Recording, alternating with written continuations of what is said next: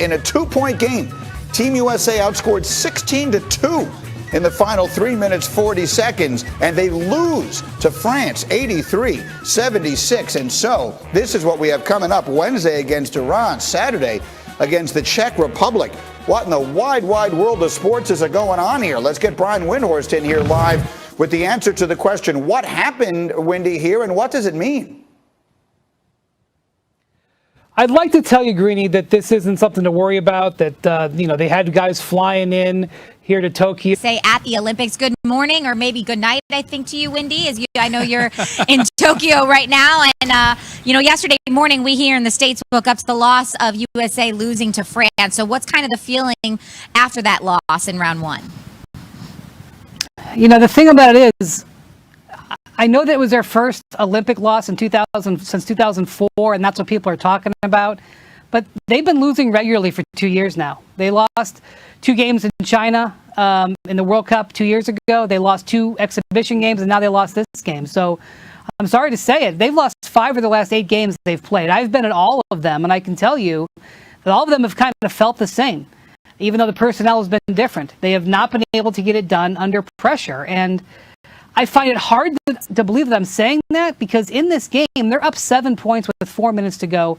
They have Kevin Durant and they have Damian Lillard on their team, not to mention everybody else they've got, and they couldn't finish. And there's 10 reasons why they can't, but at the end of the day, you've just got to do it. You got to close the level of game significantly in the next 12 days to figure out how to hold on to their gold medal title.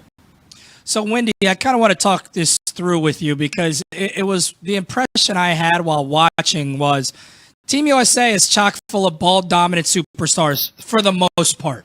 Guys that when times get turbulent, give me the ball, I'm going to make a play. Whereas Team France, these are guys who are stars in their roles. So they are more seamlessly able to get to play the team game, understanding roles, more so than Team USA. And that possibly showed face in those final 4 minutes of the game. Do you subscribe to that philosophy in any way? Yes, that's true. Although I would argue that in this game, they were overpassing because Popovich is really trying to get them to play Spurs ball. And there was a possession late in the game where Dame Lillard gets the ball open on the wing. And because Popovich is saying, share the ball, share the ball, share the ball, he tries to throw one extra pass and it gets picked off.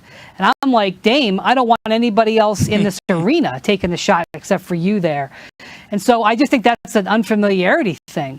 But one thing I will definitely say, having covered a lot of international basketball now, when players like Evan Fournier or Tomas Satoransky, who they're going to play later this week, when you're asked to go from a limited role in the NBA to a bigger role for your national team, all of us want a bigger role, right? I'll go to First Take. Watch me take that show, right? Hey, let's go, Wendy. I won't be Stephen A, right? But everybody who's playing the NBA level for Dallas, essentially maybe even bigger, he's comfortable. You now ask Dame Lillard or Kevin Durant to play this, they're uncomfortable. And so that's always been true, but we always had a bigger margin for error. Now our margin for error is smaller, and you see that show up in the way this played out. And there's not a magic pill to fix that. But again, I'm going to go back to, despite all that, 7 points, 4 minutes to go, Durant, Lillard, Jason Tatum, Draymond Green out there, you close that game. So a lot of people, and in circles I respect, are singing the praises of what Coach K was clearly able to do during his run with Team USA, and it didn't seem to have these type of issues. Is it fair to say Coach K would have been able to do this, and maybe this is a Coach Pop issue, speaking to the offensive approach of sharing it in this Spurs system? Is there any dots to connect there, Wendy? Well, first off, I would say that Coach K struggled a little bit in his first time coaching Team USA and had to make some changes. And I was here in Japan in 2006 and saw them get the bronze, and that was on Coach K's resume. But one thing that Coach K did was he had guys play summer after summer. When they would come to the Olympics, they would have gotten together for the previous 2 summers, the core of the team. That didn't happen here. It's not because of Greg Popovich's fault. It's because of the change to the international schedule and the pandemic. So they didn't the system that they developed under Krzyzewski has been derailed for no purpose reason. It just happened. The other thing, though, is that Krzyzewski developed a game plan which I think worked very well. And he said, I am going to use all 12 of my guys, and I'm going to put them out there, and I am going to run them to exhaustion. We are going to press, we're going to play up-tempo, and I want you absolutely gasping for air when I take you out of the game after a 4-minute stretch. And guess what? I'm sending in another All-NBA player to replace you. Even if that's the way Greg Popovich wants to play, which is not really the case, he hasn't been able to do that because his players were exhausted and a little bit out of shape coming in, and then he only had 8 of them to fly over here. And then he's added 3 more, the day of the last game. And you can't really do that under those circumstances. So Popovich is holding a bit of a rough hand. But again, let me take a step back.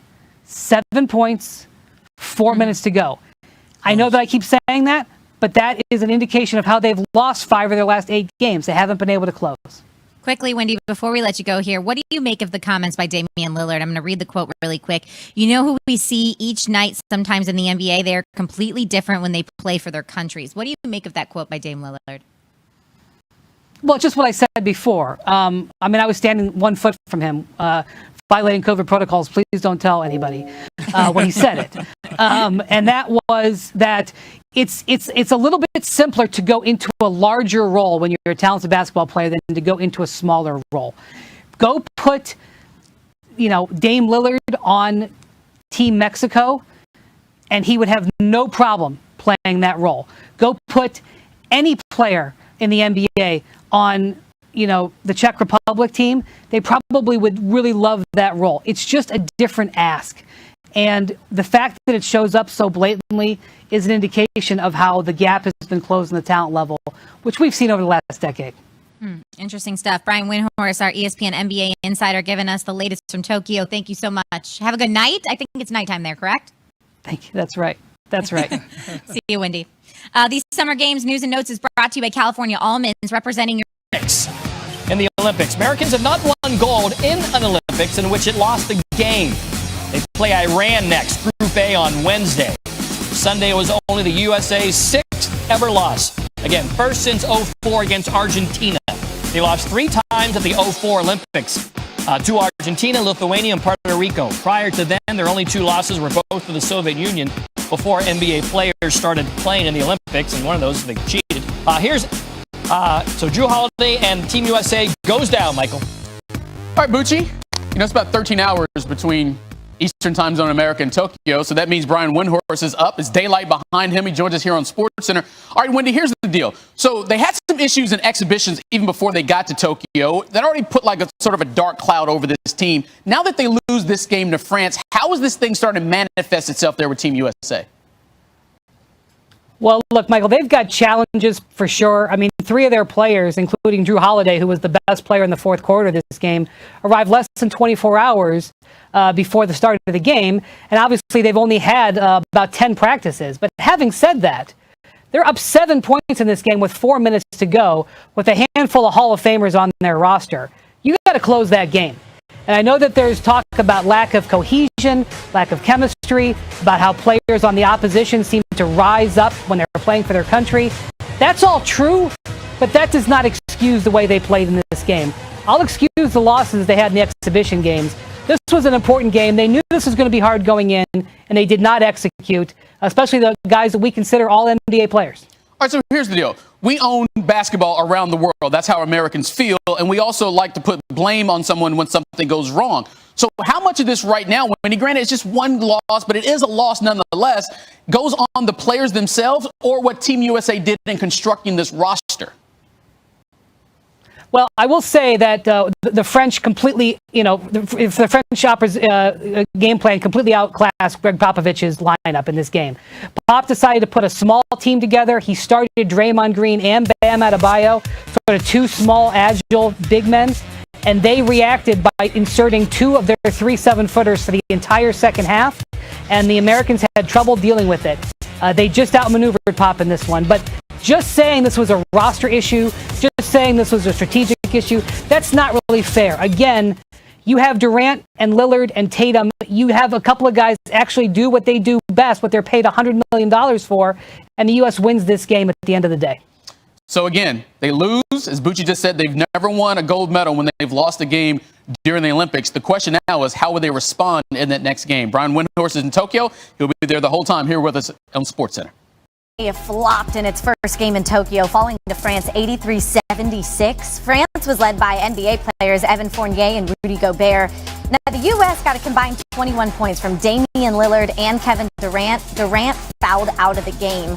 The loss is the first for the U.S. men at an Olympics since 2004. The team will look to rebound from today's defeat when it takes on Iran on Wednesday in another pool play game. We now welcome in Brian Windhorst. He is in Tokyo covering Team USA.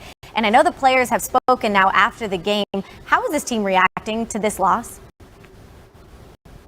Well, they're not happy about it. Damian Lillard, I think, was sober about it and basically said, when you come play